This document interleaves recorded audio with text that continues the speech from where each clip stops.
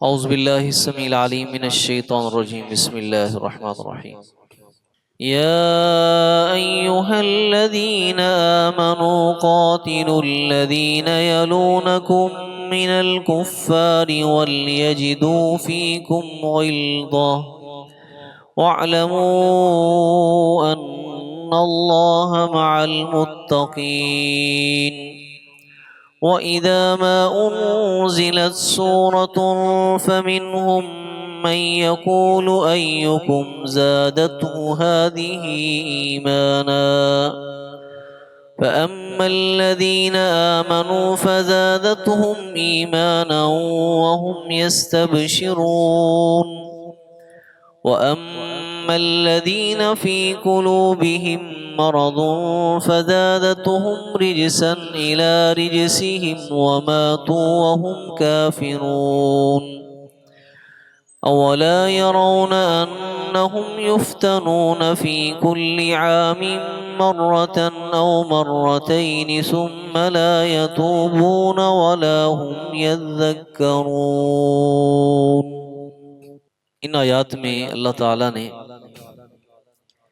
ایک تو نبی کریم صلی اللہ علیہ وسلم کو اور اہل ایمان کو حکم دیا کہ جیسے جہاد کی جو ابتدا ہے وہ وہاں سے کرنی چاہیے، یعنی جو آپ کے آس پاس کے علاقے ہیں جہاں پر کفار رہتے ہیں ان کو پہلے دعوت دی جائے، دعوت نہ مانے مد مقابل آنے کی کوشش کریں تو ان سے جہاد کیا جائے۔ اس میں کیا ہوگا، کیونکہ انسان ان کو اس دشمن کی نسبت زیادہ جانتا ہے جو دور رہتا ہے۔ جو آس پاس کے کافر ہیں، دشمن ہیں، ان کے بارے میں آپ کی جانکاری بھی زیادہ ہوگی اور ان کے بارے میں آپ اچھی پلاننگ کر سکتے ہیں، تو جہاد کی ابتدا بھی یہاں سے کی جائے۔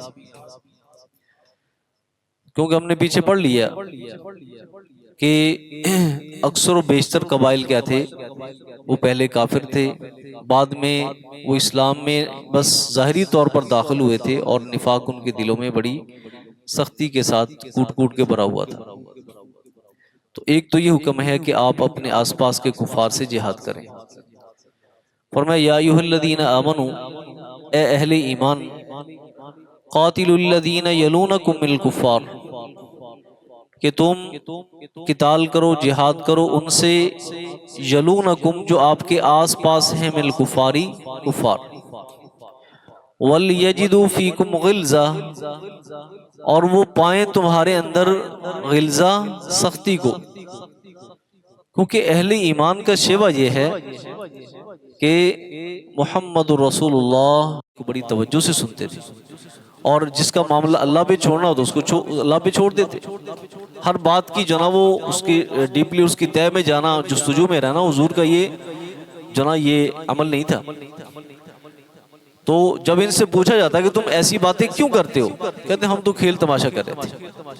تو قرآن مجید نے کہا قل اباللہ وآیاتہ ورسولہ کنتم تستہزئون، کیا مذاق کرنے کے لیے تمہیں اللہ کی ذات ملی ہے یا رسول اللہ صلی اللہ علیہ وسلم کی ذات ملی ہے یا اللہ کی آیات ملی ہے؟ یاد رکھو لا تعتذروا قد کفرتم بعد ایمانکم، تم کوئی عذر اپنا پیش نہ کرو، تم ایمان لانے کے بعد کافر بن چکے ہو۔ تو حضرات گرامی، اللہ کی آیات کے بارے میں ذرا برابر بھی انسان کو مذاق کا رویہ رکھتا ہو، یہ کفر ہے۔ تو اللہ فرماتے ہیں وَإِذَا مَا أُنزِلَتْ، اور جب بھی کوئی نازل ہوتی سورت، کوئی سورت، فَمِنْهُمْ مَنْ يَقُولُ، اور ان میں سے بعض منافقین یہ بات کہتے، أَيُّكُمْ زَادَتْهُ هَذِهِ إِيمَانًا، کہ اس صورت نے تم میں سے کس کے ایمان میں اضافہ کیا ہے؟ اس صورت نے ایکم، کون ہے تم میں سے، کہ زادتہ ہذہ، کہ اس صورت نے اسے زیادہ کیا ہو ایماناً، ایمان کے لحاظ سے۔ ٹھیک ہے، یعنی تم میں سے کس کے ایمان میں اضافہ ہوا ہے؟ تو یہ مذاق کرتے تھے۔ تو اللہ تعالیٰ نے جواب دیا، دیکھیے فَأَمَّا الَّذِينَ آمَنُوا، ہاں وہ لوگ جو اہل ایمان ہیں، فَزَادَتْهُمْ إِيمَانًا، تو اس صورت نے ان کے ایمان کو ترقی دی ہے۔ وہم یستبشرون، اور وہ اس سے خوش ہوتے ہیں. اہل ایمان تو وحی کے ساتھ خوش ہوتے ہیں، اور یہ صورتیں ان کے ایمانوں میں اضافے کا سبب بنتی ہیں. لیکن وَأَمَّا الَّذِينَ فِي قُلُوبِهِم مَرَضٌ، اور وہ لوگ جن کے دلوں میں کیا ہے، روگ ہے، مرض ہے. اور مرض کس کا؟ نفاق کا اور منافقت کا. فَزَادَتْهُمْ رِجْسًا إِلَىٰ رِجْسِهِمْ، تو اس صورت نے ان کی نجاست میں اضافہ کیا. رجسن الی رجسہم، ان کی جو نجاست تھی نا پہلے، اس میں مزید نجاست میں اضافہ کر دیا. یہ اللہ تعالیٰ نے ہر ایک انسان کو جو نا وہ ایک ذہن دیا ہے، جس کی تو نیت ٹھیک ہے، نیت ٹھیک ہے نا، تو اس کے ایمان میں اضافہ ہو جائے گا. اور جس کی نیت ٹھیک نہیں نا، اس کے نفاق میں اور کفر میں اضافہ ہو سکتا ہے، ایمان میں اضافہ نہیں ہو سکتا. کیونکہ قرآن مجید کا ایک اصول ہے، یضل بہ کثیرا ویہدی بہ کثیرا. اس سے بعض لوگوں کو ہدایت بھی ملتی ہے اور بعض لوگ گمراہ بھی ہوتے ہیں اس سے.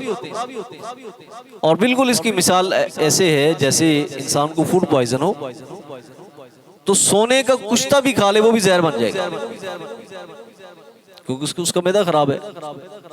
جس آدمی کی نیت ٹھیک نہیں ہے، ٹھیک ہے، تو یہ آیات جو ہے نا، آیات یہ اس کی بسا اوقات اس کی مزید گمراہی کا سبب بن جاتی ہے، جس کی نیت ٹھیک نہیں. نیت ٹھیک ہے، ہمیشہ قرآن مجید کو پڑھا جائے طلب ہدایت کے لیے. قرآن مجید کو پڑھا جائے، مالک اس سے مجھے میری رہنمائی کر دے، میں ہدایت مانگتا ہوں، اہدنا الصراط المستقیم، صراط مستقیم مانگتا ہوں. اور پھر یہ آیات اس صراط مستقیم کو مزید چار چاند لگا دیتی. ٹھیک ہے. اور جس کے دل میں پہلے کفر چھپا ہو اور پھر ان آیات میں وہ کجی تلاش کرنے کی کوشش کرتا ہو اور اہل ایمان کے اوپر طنز و مزاح کرتا ہو ان کے ساتھ، تو یہی آیات اس کی نجاست اور اس کی گمراہی اور اس کے نفاق میں اضافے کا سبب بن جائے گی. یہ پھر کتاب اس کے لیے ہدایت کا سبب نہیں بنے گی، بلکہ اس کے لیے موجب عذاب بن جائے گی، کیونکہ اس کی نیت ٹھیک نہیں، طلب ہدایت نہیں اس کے پاس. اس نے تو اس کے اندر کجی تلاش کرنے کے لیے اس کو پڑھا تھا. تو اللہ فرماتے ہیں فَزَادَتْهُمْ رِجْسًا إِلَىٰ رِجْسِهِمْ، یہ آیات اور یہ صورتیں کیا کر دیں گی، اس کی گندگی کے ساتھ اس کی گندگی بڑھا دیں گی، اس کی نجاست بڑھا دیں گی. وَمَاتُوا وَهُمْ كَافِرُونَ، اور وہ اس حالت میں مریں گے کہ وہ کافر ہوں گے. اس حالت میں مریں گے کہ وہ کیا ہوں گے، کافر ہوں گے. اب اس کی سزا دنیا میں ان کو کیا ملتی ہے؟ اللہ فرماتے ہیں اولا یرون، کیا وہ دیکھتے نہیں انہم یفتنون فی کل عام مرۃ او مرتین، کہ ان کو ہر سال ایک بار یا دو بار ان پہ آفت ٹوٹتی ہے، آفت ان پہ ٹوٹتی ہے. کیا اس پہ سوچتے نہیں کہ ایسی آزمائش ہم پہ کیوں آتی ہے؟ ثم لا یتوبون، پھر وہ توبہ طائب بھی نہیں ہوتے. جو مومن ہوتا ہے نا، مومن، اس پہ ذرا سی بھی آزمائش آتی فوراً توبہ کرتا ہے. تھوڑی سی تکلیف بھی پہنچتی ہے نا، اسے اپنے گناہوں کا سبب اس کا سبب اپنے گناہوں کو قرار دیتا ہے کہ یار یہ میری غلطی ہے، میرے ساتھ ایسے کیوں ہوا. میں نے آپ کو شاید ایک مثال بھی دی تھی کہ حضرت مستہ جو تھے نا رضی اللہ تعالیٰ عنہ، انہوں نے سیدہ عائشہ رضی اللہ تعالیٰ پر جو الزام لگا تھا نا، اس کو ہوا دینے کی کوشش کی تھی. خالص مسلمان بدری صحابی تھے، بدری صحابی. ان کی والدہ جو ہے وہ قضائے حاجت کے لیے جب نکلی نا، تو واپس آتے ہوئے ان کا دوپٹہ جو تھا نا ان کے پاؤں سے الجھ گیا اور گر گئی. اب انہوں نے دوپٹے کو الزام نہیں دیا کہ میں دوپٹہ الجھنے کی وجہ سے گری ہوں، کہنے لگی تائیسا مستہ، میرے بیٹے کی وجہ سے نا اس نے جو یہ کام کیا نا کہ سیدہ عائشہ پر اس نے جو الزام لگا تھا اس کو ہوا دی ہے. یعنی ادھر تکلیف پہنچی ہے، ادھر اپنا گناہ یاد آ گیا، اپنی فیملی کا گناہ یاد آ گیا.